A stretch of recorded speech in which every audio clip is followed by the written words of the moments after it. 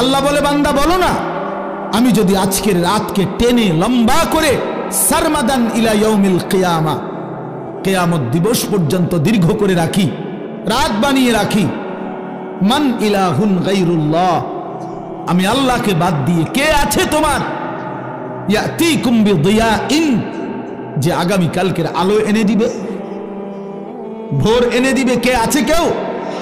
তাহলে আজকের রাত তো আগামী কালকে পরিবর্তন করবে মহান আল্লাহ। তো সেই আল্লাহর নাফরমানি করা, সেই আল্লাহর অবাধ্যতা করা, এটা কিভাবে একজন বিবেকবান, সুস্থ, স্বাভাবিক, কমপক্ষে শেষ এক ফোঁটা ইমানের রক্ত আছে যার শরীরে, এক পবিত্র মায়ের বুকের দুধ খাইছে যেই মুসলমানের বাচ্চা, সে কিভাবে আল্লাহর দেওয়া রাতে, আল্লাহর দেওয়া দিনে, আল্লাহর দেওয়া বছর, আল্লাহর দেওয়া মাস, আল্লাহর দেওয়া প্রতি সেকেন্ডে সে আল্লাহকে বৃদ্ধাঙ্গুলি দেখায়া আল্লাহর নাফরমানির মাধ্যমে কিভাবে উদযাপন করতে পারে? এটা তো কোনো বিবেকবান ইমানদারের কাজ হইতে পারে না, কোনোভাবেই না, কোনোভাবেই না। এই জন্য 31st নাইট হুজুর যেটা বললেন, এটা স্পষ্ট কথা, বাপ, এটা আমাদেরও কথা। নওজোয়ান, তুমি প্রতারিত হইও না, মুসলমানের সন্তান তুমি ধোকা খাইও না। 31st নাইট এই বেঈমানরা শুরু করছে, এই কাফেররা শুরু করছে। আল্লাহর কসম, তাদের তুমি নেটে প্রয়োজনে সার্চ দিয়ে দেখো। এই 31st নাইটের মূল বক্তব্য হলো, খ্রিস্টানদের কাছে দুই মুখী একটা মূর্তি আছে, যে এই মূর্তির দুইটা মুখ, সামনে একটা মুখ, পিছনেরটাও একটা মুখ, এই দুই মুখী, দ্বিমুখী একটা মূর্তি। 31শে ডিসেম্বরের শেষ মিনিটে তারা ওই পিছনের মূর্তির মুখের পিছন দিকে দাঁড়াইয়া বলে, হে মহান দেবতা, বিগত 1 বছরের অপরাধ আমরা অনুতপ্ত মার্জনা করো। আর ঘুরে আইসা আবার পরের মিনিটে, নতুন বছরের প্রথম মিনিটে এই সামনের মুখের কাছে আইসা বলে, আগামী 1 বছর হে মহান দেবতা ভালোভাবে রাখো। এই আল্লাহর কসম, এইটা এই দুইমুখী একটি দেবতার কাছে প্রার্থনা করা, এইটাই হলো 31st নাইট। এইটা, এরপরে এইটার মধ্যে অসভ্যতার বাকি রং দিছে। এই গান, বাদ্য, নাচ গান, জিনা, ব্যভিচার, হোটেল, রেস্তোরাঁ, মদের বার, নারী পুরুষের অবাধ মেলামেশা, উলঙ্গপনা, অসভ্যপনা, এগুলো কোনো কুকুর বিড়াল করতে পারে, কোনো জানোয়ার করতে পারে, কোনো ইমানদারের সন্তান করতে পারে না, কোনো মুসলমানের বাচ্চা এটা করতে পারে না, কোনো ইমানদারের সন্তান এটা করতে পারে না। এ তো বেঈমানের আখলাক, এ তো দুশ্চরিত্র, লম্পট। জিনাখোর কখনো পবিত্র হয় না। হারাম সম্পর্ক, বিবাহ বহির্ভূত ছেলে মেয়ের অবৈধ যেই কোনো রকমের সম্পর্ক, এটা তো জিনা, এটা তো ব্যভিচার, ব্যভিচার, ব্যভিচার, ব্যভিচার। এটা অতএব ব্যভিচারিত, ধিক্কৃত, ব্যভিচারিত, ধিক্কৃত কোন জিনাখার, কোন ব্যভিচারী, কোন লম্পট, কোন চরিত্রহীন, সে তো সভ্য, ভদ্র, শিক্ষিত, চরিত্রবান কোনো হতেই পারে না।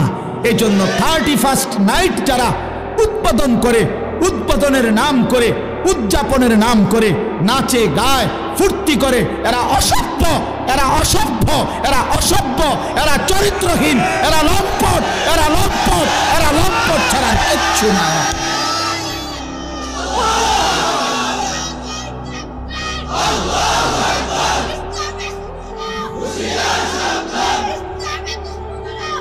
অতএব আমি অনুরোধ করি যুবক, আমার সাফ কথা, আজকে এই বিদ্যাকূটের 10 দিন ব্যাপী ঐতিহাসিক এই তাফসিরুল কোরআন মাহফিল থেকে আমার সমস্ত বুড়া বাপ যারা আছেন, আপনারা বসা থাকবেন, আপনারা বসেন। ওলামায়ে কেরাম যারা বসা আছেন, আপনারাও বসা থাকেন।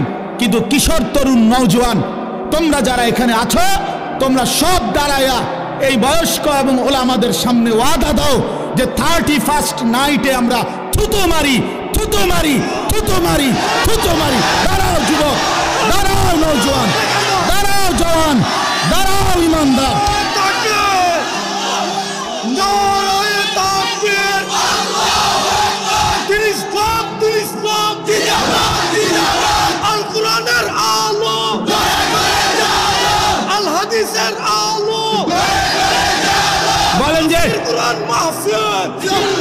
31st নাইটে থুতু মারি বলো, থুতু মারি 31st নাইটে থুতু মারি 31st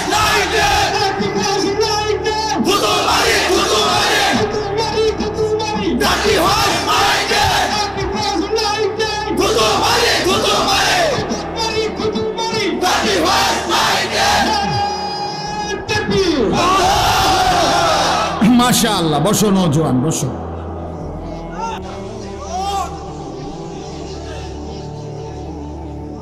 ইনশাআল্লাহ আগামীর নওজোয়ান তোমরা, আগামীর ইসলাম তোমাদের হাতে ইনশাআল্লাহ, আগামীর কালেমার পতাকা উড়বে তোমাদের হাতে ইনশাআল্লাহ।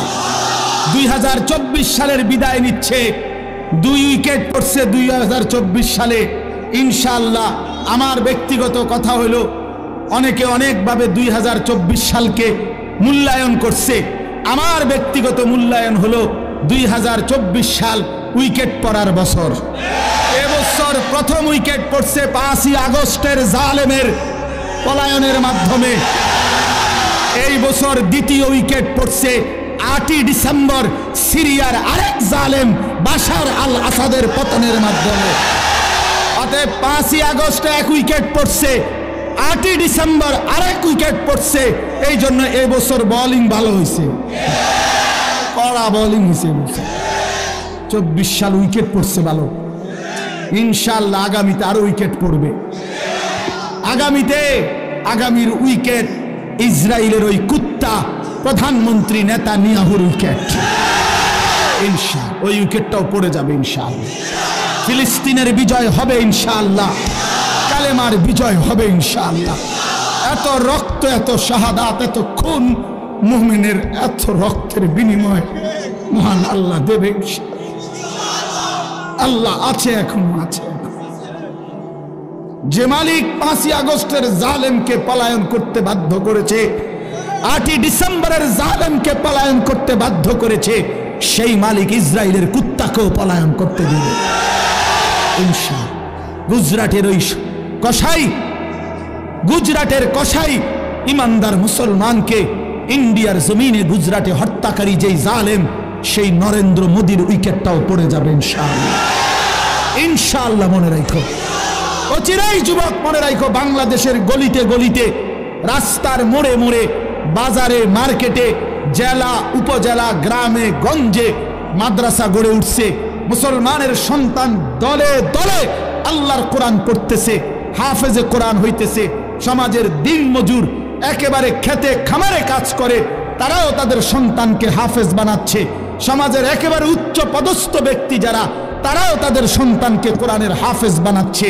এটাই প্রমাণ করে আগামীর পৃথিবী ইসলামের পৃথিবী ইনশাআল্লাহ, আগামীর পৃথিবী কোরআনের পৃথিবী ইনশাআল্লাহ।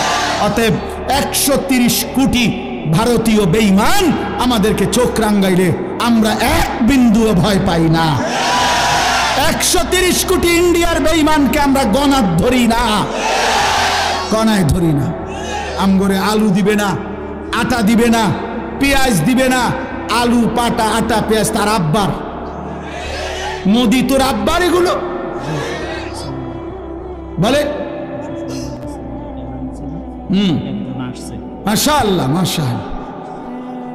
অতএব এটা কারো বাপের না, তাদের আলু, আটা, পেঁয়াজ এগুলো মোদির বাপের বলে, ভারতের আব্বার এগুলো। তোদেরকে বেটা 130 কোটি বেঈমানকে যিনি প্রতিদিন চাল, ডাল, আলু, পেঁয়াজ, ভাত, মাছ খাওয়ায়, তিনি তো আমার আল্লাহ বেটা। আরে আমার আল্লাহ, আমি আজকে যারে এশার নামাজে সেজদা দিছি তিনি তোরে খাওয়ায়। আমি আজকে যারে মাগরিবে সেজদা দিছি তিনি তোরে খাওয়ায়। আমি আজকে যারে আসরের নামাজে সেজদা দিছি তিনি তোদেরকে খাওয়ায়। আমি যারে জোহরে সেজদা দিছি তিনি তোদেরকে খাওয়ায়। আমি ফজরে যারে সেজদা দিছি তিনি তোদেরকে খাওয়ায়। বেঈমান, আমার আল্লাহ তোরে খাওয়ায়, তুই আমারে ধমক দেস কেন? কথা বলেন না কেন? ওরা আমগো ইমানদারকে ধমক দেয়। মন্ডাসে অঙ্গে কই নেই বেড়া, পাগলামি করো। হ্যাঁ, মাটি ছোট হইতে পারে, মাতৃভূমি ছোট হইতে পারে, 56,000 বর্গ মাইলের লাল সবুজের ওই পতাকার মাঝখানের যে লাল, এটা রং না, এটা শহীদের খুন। অতএব রক্তের বিনিময়ে আজাদি, খুনের বিনিময়ে স্বাধীনতা। কি তামাশা! এদেশ, এই জাতি, এই মাতৃভূমির সন্তানরা যে রক্ত দিতে জানে, এটা তো আমাদের মানচিত্রেই আছে, আছে না? আমাদের এই লাল সবুজের পতাকার লাল, এটা তো শহীদের খুন। অতএব কোনো পরোয়া করার কিছু নেই। ইনশাআল্লাহ যুবক মনে রাখো, আরে আনিস কোনোদিন হয়তো থাকবে না, মাওলানা মিজান থাকবে না, ওলামায়ে কেরাম আমরা হয়তো থাকবো না, কিন্তু আগামীর পৃথিবী দেখবে ইনশাআল্লাহ দিল্লির লাল কেল্লাতে কালেমার পতাকা উড়বে ইনশাআল্লাহ। ইনশাআল্লাহ মনে রাখো, ইনশাআল্লাহ কোনো অসুবিধা নেই। আমরা শহীদ হইলে কোনো সমস্যা নাই। বাংলাদেশে কোনো ষড়যন্ত্র বাস্তবায়ন হবে না। ইসকনের গুন্ডা সন্ত্রাসীদের ষড়যন্ত্র বাংলাদেশে বাস্তবায়ন হবে না। সাদের গুন্ডা, সাদের সন্ত্রাসী এই বাহিনীর দ্বারাও এদেশে দাওয়াত ও তাবলীগের মধ্যে যারা যেই গুন্ডারা ঢুকছে, যেই গুন্ডারা সাদের নাম ধরে, ওই ভণ্ড প্রতারক মুনাফিক তার গুন্ডা সন্ত্রাসীরাও এদেশে টিকবে না ইনশাআল্লাহ।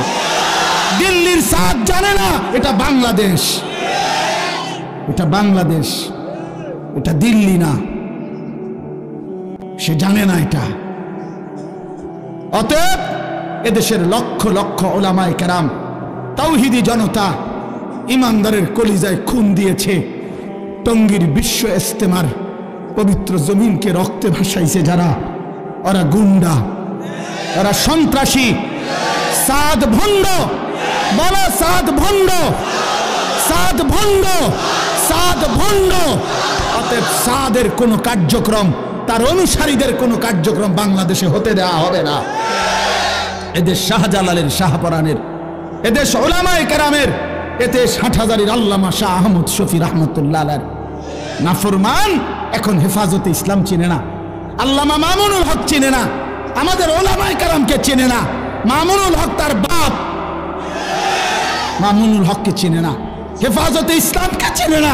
আরে বেটা বেঈমান, এখনো 2013 সালের 5ই মের রক্তের গ্রান শাপলা চত্বরে গিয়া নাক লাগাও, রক্তের গ্রান পাইবা। ওলামায়ে কেরামের পবিত্র তাজা খুনের রক্তের গ্রান লাগবে। এখনো রক্ত শুকায় নাই শাপলা চত্বরে। ওরা মুসলিম লেবাসধারী। আরে কোন কাফেরে মারলে মুসলমান মেনে নিতাম, যে নেতানিয়াহু মারছে, মুদিয়ে মারছে, ট্রাম্পে মারছে, মনটারে বুঝাইতাম। মুসলিম পরিচয়ধারী সারা দিন মিয়া, সারাটা দিন ইজতেমার মাঠে কাজ করছে যেই মানুষগুলো, এই লক্ষ লক্ষ সারা পৃথিবীর ইমানদারদের জন্য মাঠ তৈরি করে 5 ওয়াক্ত নামাজ পড়ে রাত্রি গভীরে যে মানুষগুলো একটু ঘুমাইছে, ঘুমন্ত ইমানদার মুসলমানকে মুসলিম পরিচয়ধারী কোনো ব্যক্তি কিভাবে হত্যা করতে পারে, কিভাবে রক্ত ঝরাইতে? আরে সাহেব তুই কি করলি? ওয়াসিফ তুই কি করলি? করলি কি করলি? তুই ইমানদারের রক্ত ঝরাইলি কেমনি? মুসলমানের রক্ত ঝরাইলা কেমনি? যে হাফেজ সাহেব তালেবে ইলমদেরকে আল্লাহর কোরআন পড়ায়, ওই হাফেজ সাহেব তো কোরআনের পৃষ্ঠা উল্টায় আঙ্গুল দিয়া, এমন পবিত্র হাফেজ সাহেবের আঙ্গুল কাইটা ফেলে দিছে। এই জন্য আপনারাও সতর্ক থাকবেন, এই ভণ্ড সাদের কোনো অনুসারী যেন নবীনগরের জমিনে না থাকে। সাবধান মুসলমান, কোন ষড়যন্ত্রকারী বাংলাদেশে তার ষড়যন্ত্র বাস্তবায়ন করতে পারবে না ইনশাআল্লাহ। আল্লাহ তাআলা আমাদেরকে তৌফিক দান করেন। এই যে যুবকদের এই আশা, ইনশাআল্লাহ আপনাদের এই ব্যাপক উপস্থিতি প্রমাণ করে আল্লাহর কোরআনের জন্য এই জাতি প্রস্তুত আছে ইনশাআল্লাহ, দ্বীনের জন্য প্রস্তুত আছে ইনশাআল্লাহ। আল্লাহ তাআলা উলামায়ে কেরামের আহ্বানে আল্লাহর দ্বীনের জন্য আপনারা লড়বেন তো ইনশাআল্লাহ? হাত তুলে বলেন ইনশাআল্লাহ। লড়বেন তো ইনশাআল্লাহ? উলামায়ে কেরামের তত্ত্বাবধানে থাকবেন তো ইনশাআল্লাহ? আল্লাহ তৌফিক দান করেন, আল্লাহ কবুল করেন। দাওয়াতের কাজ উলামায়ে কেরামের তত্ত্বাবধানে চলবে, তাবলীগের কাজ, তালিমের কাজ, তাজকিয়ার কাজ, জিহাদের কাজ, ইসলামের কাজ, দ্বীনের কাজ উলামায়ে কেরামকে বাদ দিয়ে করা যাবে না। করলে মুসট খাবেন, করলে পিছলা খাবেন, করলে ক্ষতিগ্রস্ত হবেন, করলে দুশ্মনের খপ্পরে পড়ে আখিরাত বরবাদ করবেন। যেন অনুরোধ করলাম আল্লাহ তাআলা আমাদেরকে সচ্চা ঈমান দান করেন, আমাদেরকে ঈমানের মজবুতি দান করেন।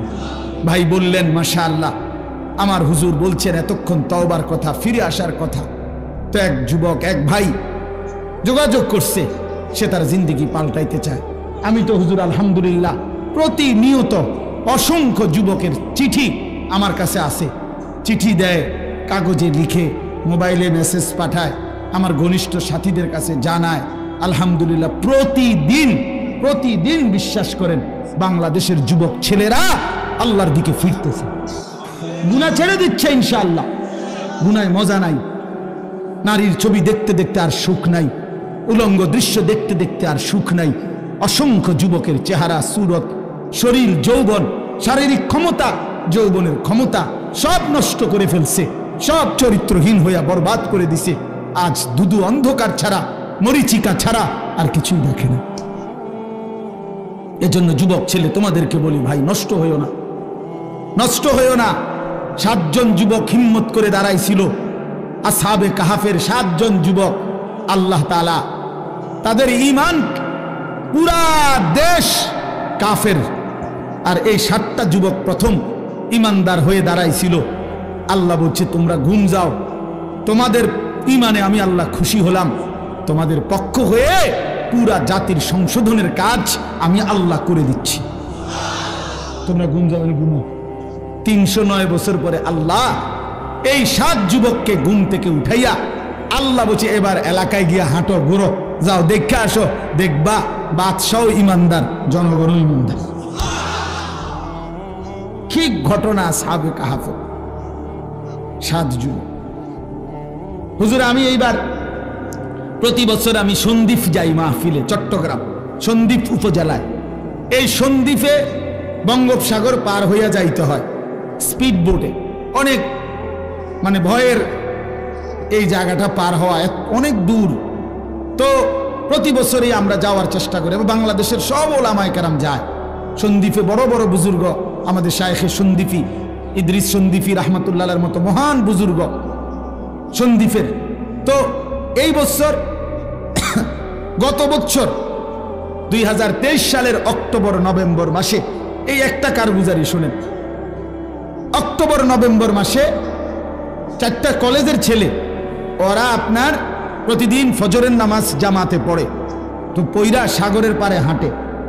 একদিন তারা গত বছর নিজেদের মধ্যে বলতেছে, যাচ্ছা আমরা যে প্রতিদিন ফজর পড়ি, হাঁটি, তো আমরা একটা কাজ করি, চলো না হাইটা আমরা এই সকাল টাইমটা আমাদের বন্ধুদেরকে ফজরের নামাজের জন্য উঠাই, ফজর ক্যাম্পেইন, ফজরের জন্য গণসংযোগ করি, চলো।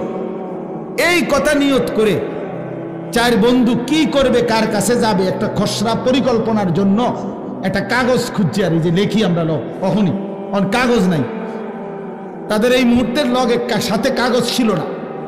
তো এই ছেলেটা বলতেছে, কয় হুজুর সিগারেটের একটা প্যাকেট সাগরের পার থেকে খুঁজে নিছি, নিয়ে সিগারেটের প্যাকেটের এই ভিতরের অংশটা সাদা না, এইটা বইয়ে লিখছি, লেখা ঠিক করে আমরা কোথায় কোথায় যাব, কেমনি কেমনি করব, এই শুরু করলাম কাজ, ফজর ক্যাম্পেইন, মানে ফজরের জন্য গণসংযোগ করা।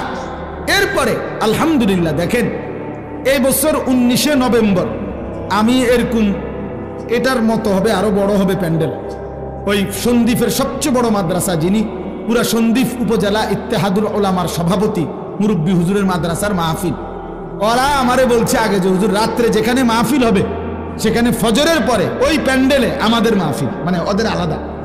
ঠিক আছে, আমি যেহেতু রাতে থাকবো, তোমগো ফজরের পরে অসুবিধা নাই, আমি আসি। সকালবেলা ফজরের নামাজের পরে এরা আসতে শুরু করছে, পুলাফাই, মনে আধা ঘন্টার ভিতরে পুরাটা মাঠ পূর্ণ হয়ে গেছে, সব কিশোর তরুণ যুবক।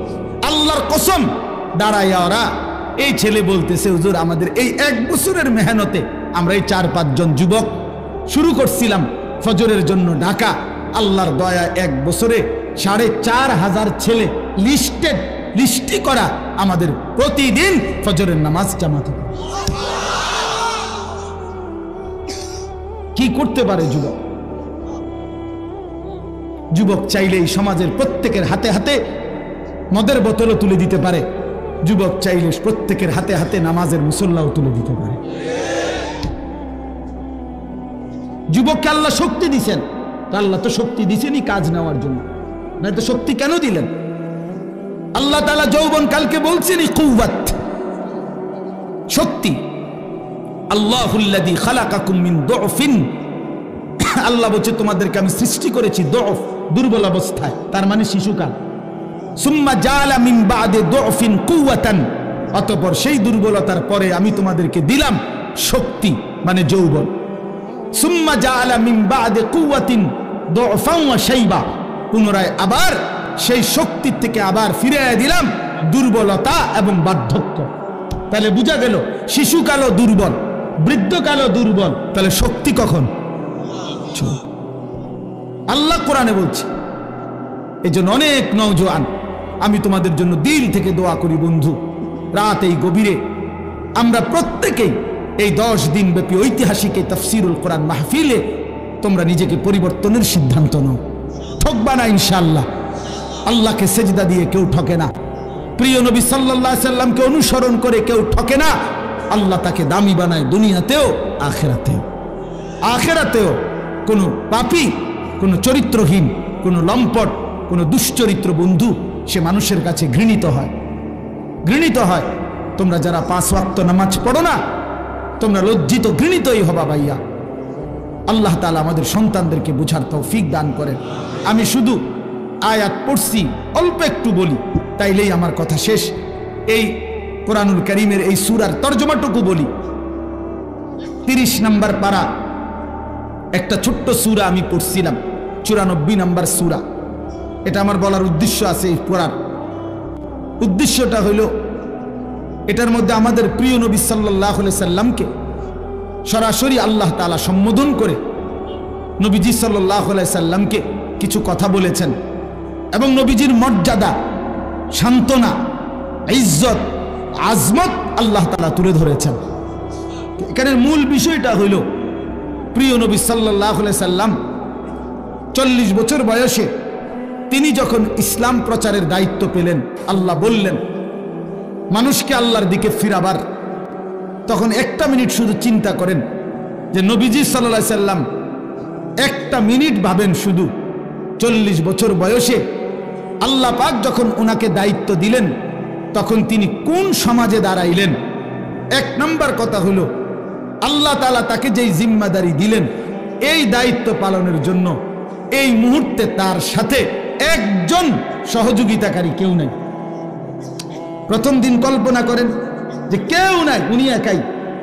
আচ্ছা, 2 নাম্বার, সমাজের ডান দিক থেকে বাম দিকে, উত্তর দিক থেকে পূর্ব, দক্ষিণ দিকে, পূর্ব থেকে পশ্চিম দিকে, অর্থাৎ এই সমাজের নবীর সমাজটা একটা জায়গায় তাকাইলে কোথাও কোনো আলো নাই, কোথাও কি নাই, মানে এই আলো না। ইনসানিয়াত, মনুষ্যত্ব বলতে, মানবতা বলতে কিচ্ছু নেই। আল্লাহ চেনে না, আখেরাত চেনে না, ইবাদত বুঝে না, মৃত্যু কি জানে না, কবর কি বুঝে না, আখেরাত বলতে কিছুই জানে না। পৃথিবীর সমস্ত অপরাধ এক কথায় যা হইতে পারে তার সব কিছু তারা তখন করতেছে, ঠিক কিনা? চুরি, ডাকাতি, জিনা, ব্যভিচার, মদ, জুয়া, সুদ, ঘুষ, ধর্ষণ, নির্যাতন, লুণ্ঠন, ছিনতাই, রাহাজানি, মূর্তি পূজা, শিরিক, কুফর, সব কিছু 16 আনা। এখন এই অবস্থায় একটি গোটা পৃথিবীর মানুষকে সংশোধনের জন্য একজন রাসূলকে দায়িত্ব দেওয়া হইল। উনি যদি 1 মিনিট চিন্তা করে, হায় আল্লাহ, কোন দিক দিয়ে শুরু করবো, কেমনে শুরু করবো, বুঝামু কেমনে, কারে কমু কিতা, যে এই পরিমাণ সদর বদর এটি বাইল করবো কেমনে আমি, ঠিক না কথাটা? চিন্তা করলে কি পরিমাণ অন্ধকার। আমরা ইতিহাসের বইতে বলছি যে 3W ছিল আরবের মানুষদের নিত্যদিনের অভ্যাস। 3টা W, ইংরেজি W আর কি, একটা অক্ষর আছে না ইংরেজিতে, একটা হলো ওয়ার মানে যুদ্ধ, মারামারি। 2 ওমেন নারী, 3 ওয়াইন মানে মদ। যুদ্ধ, নারী, মদ, এই 3 জিনিস ছিল তাদের নিত্যদিনের কাজ। মারামারি, হানাহানি, মদের আড্ডা, জুয়ার আড্ডা, নারীর আড্ডা, এই ছিল জীবন। আপনি আশ্চর্য হবেন, আমি নিজে পড়ছি এবং হুজুর মাজা খাসিরাল আলাম বিইনহিতাতিল মুসলিমিন যে বইটা, মুসলিম উম্মার পতনে বিশ্বের কি ক্ষতি হলো, সৈয়দ আবুল হাসান আলী নদভী রাহমাতুল্লাহ লিখিত সেই পৃথিবী বিখ্যাত বই।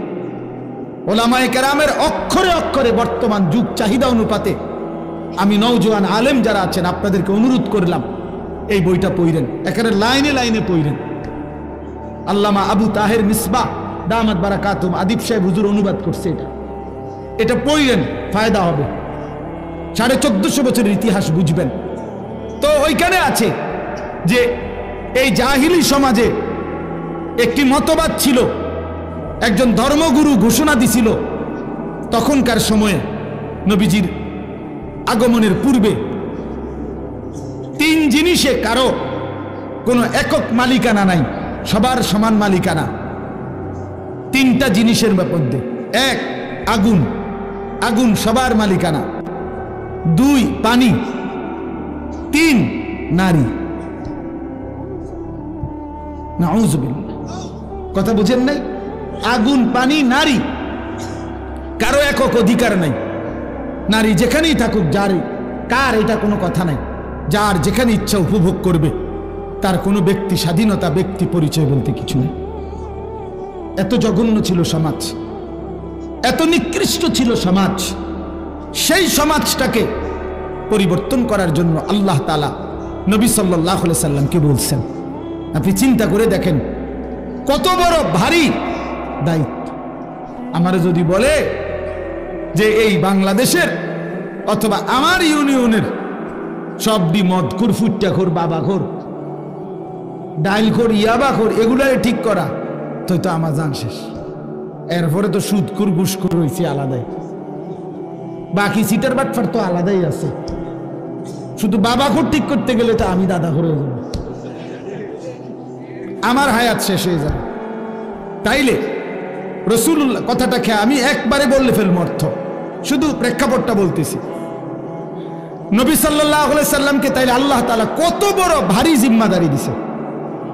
শুধু আরব না, নবীজি শুধু আরবে না, গোটা পৃথিবীর সংশোধন। আল্লাহু আকবার, গোটা পৃথিবীর সংশোধনের দায়িত্ব আল্লাহ দিছেন। আচ্ছা, এই তো একটা বিষয়। তাহলে কাজটা অনেক ভারী ছিল কিনা, যথেষ্ট পেরেশানির বিষয় ছিল কিনা? আহা, কি হবে, মনে হয় যেন একটা মহাসাগরের মাঝখানে উনারে দাঁড় করাই দিছে যে এইবার আপনি এই সাগর পাড়ি দেন। আচ্ছা, কিভাবে? নৌকা নাই, বাহন নাই, জাহাজ নাই, অর্থাৎ কেউ নাই, মনে হয় যেন এরকম ভাবে। আচ্ছা, 2 নাম্বার, একে তো দায়িত্ব দিছে, কঠিন দায়িত্ব, বোঝা।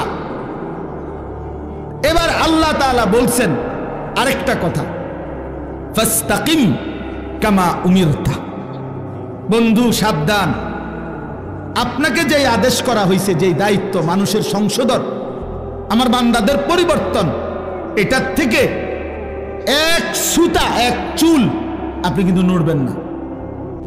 ফাস্তাকিম, মজবুত থাকেন, অটল থাকেন, অবিচল থাকেন, সুখে থাকেন আর দুঃখে থাকেন, জুলুম করুক, অত্যাচার করুক, নির্যাতন করুক আর বিদ্রুপ করুক, পাথর মারুক আর উটের নারী বুড়ি চাপায় দোক, আপনারে পাথর মারুক আর যাই করুক, আপনার পেটে ভাত থাকুক কিংবা না থাকুক, আপনার সাহাবীদেরকে অত্যাচার করুক আর শহীদ করুক, ফাস্তাকিম, আপনি কিন্তু এক সুতা, এক চুল নড়বেন না। আপনার কাজ, আপনার দায়িত্ব, আপনার জিম্মাদারি আপনি আদায় করবেন। তাহলে এবার 2টা বিষয়, এক, দায়িত্বটা অনেক ভারী, আবার বলছে বাদ দন যাইতো না, ছাড়ন যাইতো না। বিষয়টা কেমন কঠিন হয়ে গেল, কঠিন হয়ে গেল কিনা? রাসূলুল্লাহ সাল্লাল্লাহু আলাইহি সাল্লাম এই পেরেশানি, চিন্তা, উম্মতের ফিকির, সংশোধনের ফিকির, মানুষকে আল্লাহর দিকে ফিরাবার ফিকির, নবীজির অবস্থা হয়েছে যেন এমন যে কোমর বাঁকা যাইতেছে, অর্থাৎ টেনশনে, আহা আমি কি করব, কিভাবে করব? তো আল্লাহ তাআলা বলেন, বন্ধু এই সব কিছুর মোকাবেলায় আপনি শুধু এবার শুনেন, যার আল্লাহ আছে তার তো সবই আছে, তার সবই তো আছে। তা আমি সব ব্যবস্থা করতেছি, আপনারা দায়িত্ব দিয়া, আমি তো আজার না, আমি আপনার জন্য সিস্টেম করতেছি, সবটা আমি সিস্টেম করে দেব। আপনি শুধু মজবুত থাকেন, আপনি শুধু কাজে নামেন, বাকিটা আমি দেখব। তো রাসূলুল্লাহ সাল্লাল্লাহু আলাইহি সাল্লাম সিদ্ধান্ত নিলেন কাজে নামবেন, আল্লাহর দ্বীন প্রচার করবেন মজবুতির সাথে। তো আল্লাহ তাআলা বলেন, এবার আমার কুদরতি ব্যবস্থাপনা আপনার জন্য শুনেন।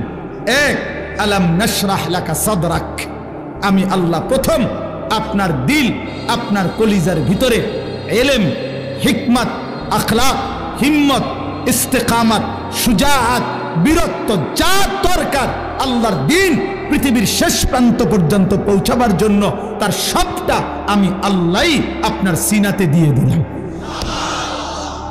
এবার নবী মক্কার কুরাইশদের সামনে, হাদিসে আছে, একদিন ঘোষণা দিছে যে মক্কাবাসী, আসমানের সূর্য আমার যদি হাতে দাও, চাঁদটাও যদি আমার হাতে এনে দাও, আর আমারে যদি বলো কালেমার দাওয়াত ছেড়ে দিতে, আল্লাহর কসম মুহাম্মদ এক সেকেন্ড আল্লাহর দ্বীনের দাওয়াত ছাড়বে না।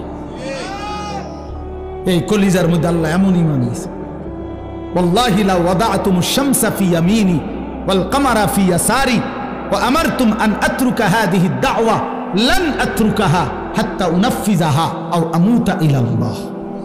হয় জমিনে কালেমা বাস্তবায়ন হবে, নয় আমি শহীদ হয়ে আল্লাহর কাছে ফিরে যাব, কিন্তু মাঝখানে কোনো কম্প্রোমাইজ নাই, মাঝখানে কোনো কিছু নাই, এইরকম মজবুত। তাহলে আল্লাহ তাআলা বলেন, বন্ধু আপনার সিনার মধ্যে যা দরকার ইসলামের জন্য, দ্বীন প্রচারের জন্য, কালেমার প্রচারের জন্য, সমস্ত কিছুর মোকাবেলায় আমি আল্লাহ তা পূর্ণ দিয়ে দিয়েছি। দুই, ওয়াদানা আনকা বিজরাক আল্লাযী আনকাদা যাহরাক, যেই টেনশন, যেই চিন্তা, যেই পেরেশানি, যেই অস্থিরতা আপনার বোঝার মতো আপনার কাঁধে চাপছিল, আমি আল্লাহ নিজে আপনার সেই বোঝা, যা আপনার পিঠ নুয়ে দিছিল, কোমর মনে হয় বাঁকা করে দিছিল টেনশনে, অস্থিরতায়, আমি নিজ হাতে তা দূর করে দিয়েছি, আমি নিজ হাতে দূর করে দিয়েছি। আপনি শুরু করছেন, আমি আল্লাহ একজন একজন করে আপনার পক্ষে ইমানদার আনতে থাকছি। প্রতিটা সাহাবী যারা আপনার হাতে কালেমা পড়ছে, এ তো আমি আসমানের ফয়সালা। উলাইকাল্লাযীনা ইমতাহানাল্লাহু কুলুবাহুম লিত্তাকওয়া, আমি পরীক্ষা করে করে সাহাবী পাঠাইছি, অতএব আপনার বোঝা আমি আল্লাহই হালকা করে দিয়েছি। এরপরে আল্লাহ বলেন, আরো অনেক ব্যাখ্যা আছে, আমি শুধু সংক্ষেপে বললাম। এরপরে আল্লাহ বলেন, 3 নাম্বার ব্যবস্থাপনা হইল, আপনারে ওরা বিদ্রুপ করে।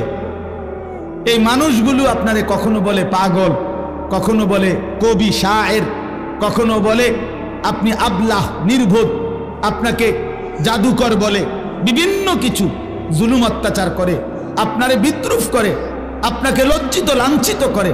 আল্লাহ বলে, বন্ধু ঘাবড়াবেন না, ওয়ারাফা'না লাকা যিকরাক, গোটা মাখলুকাতের উপরে আমি আল্লাহ আমার পরে আপনার মর্যাদা সবকিছুর ঊর্ধ্বে তুলে দিয়েছি। বাদাজ খুদা বুজুর্গ তুই কিসসায়ে মুখতাসার, আমি আল্লাহর পরে আপনার মর্যাদা সমস্ত সৃষ্টির উপরে।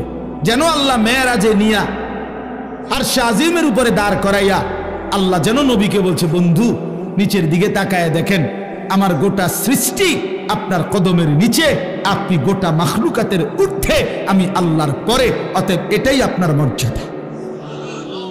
এরপরে আল্লাহ যেন বললেন, বন্ধু ওই আজানে দেখেন আপনার আমার নামের সাথে আপনার নামও বলতেছে, ওই একামতে শুনেন আমার নামের সাথে আপনার নামও বলতেছে, ওই নামাজে শুনেন, ওই দেখেন আমার বান্দা বসে বসে আত্তাহিয়াতু পড়ছে, একটু পরেই খেয়াল করবেন আল্লাহুম্মা সাল্লি আলা মুহাম্মদ, আপনার নামও নিতেছে।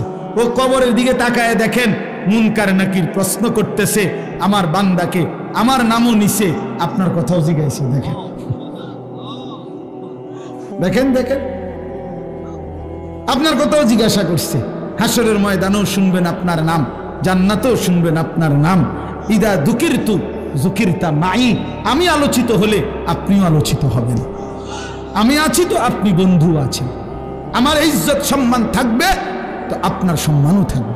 মোহাম্মদ হামেদে হামদে খুদা বাস, খুদা মদহে আফরি মুস্তাফা বাস। আল্লাহর প্রশংসায় মোহাম্মদই যথেষ্ট, মোহাম্মদ সাল্লাল্লাহু আলাইহি সাল্লামের প্রশংসায় আল্লাহই যথেষ্ট।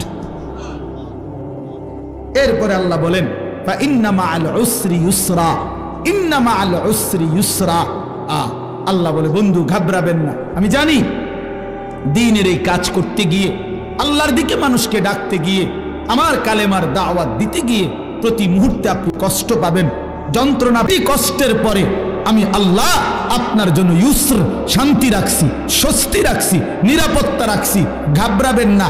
দেখবেন বন্ধু 10 বছরে 20 বছরে মুসলমান হইছে যে কয়জন, দেখবেন মক্কা বিজয়ের দিন দেখবেন একদিনে মুসলমান হয়ে গেছে 20 বছরের চাইতে বেশি।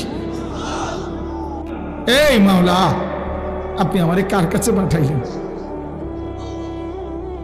কার কাছে পাঠাইলেন? ইলা বাঈদিন ইয়াতাজাহামুনি, আপনি বুঝি আমারে এমন দূরের অপরিচিত মানুষের কাছে পাঠাইলেন যারা আমারে, আমি তাদেরকে আপনার দিকে ডাকলাম, তারা আমারে এভাবে পাথর মারলো। কোন নবীকে বুঝি মানুষ এভাবে মারে? কল্যাণকামীকে মানুষ বুঝি এভাবে মারে?